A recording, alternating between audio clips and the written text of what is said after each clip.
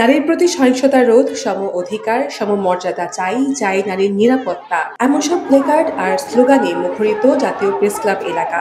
আমরা যদি বারবার এখানে বিভিন্ন এনজিও ভিত্তিক কর্মকাণ্ড পরিকল্পনা গ্রহণ করি নারীর ক্ষমতায়নের জন্য, তা আসলে নারীর ক্ষমতায়ন করে না। কারণ এই যে ক্ষমতায়নের কথা রাষ্ট্র বলছে তা আসলে ব্যাপক নারীকে বাহিরে রেখেই করা হয়। নারী দিবসে চাওয়া অনেকগুলো।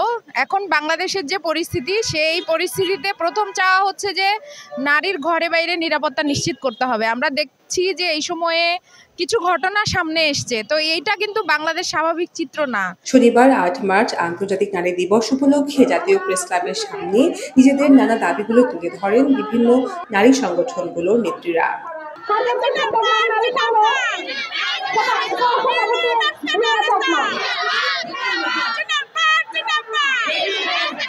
নারী দিবসের ১১৫ বছর পরও নারীরা আজ বৈষম্যের শিকার।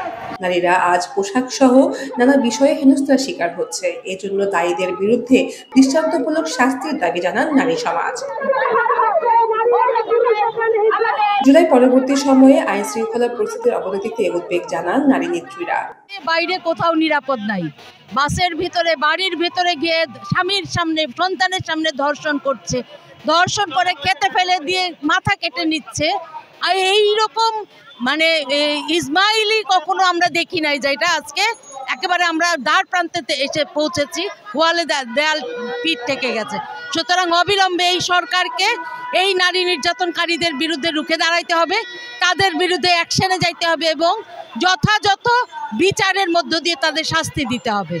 আপনারা দেখেছেন বেগম রোকেয়া বিশ্ববিদ্যালয়, যে বিশ্ববিদ্যালয় বাংলাদেশে একমাত্র কোন মহিয়সী নারীর নামে প্রতিষ্ঠিত বিশ্ববিদ্যালয়, সেই বিশ্ববিদ্যালয়ের নাম পরিবর্তনের কথা আজকে বাংলাদেশে বসে একদল কুলাঙ্গার তারা উচ্চারণ করার সাহস দেখাচ্ছে।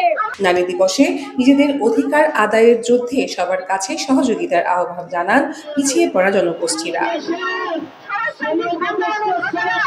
আগামী নারী দিবসে যেন নারীরা সহিংসতামুক্ত বৈষম্যহীন সমাজে উদযাপন করতে পারে সে প্রত্যাশা জানান র্যালি ও সমাবেশে অংশ নেয়া নারী সমাজ। নাজনীন লাকি, সারা বাংলা .net, ঢাকা।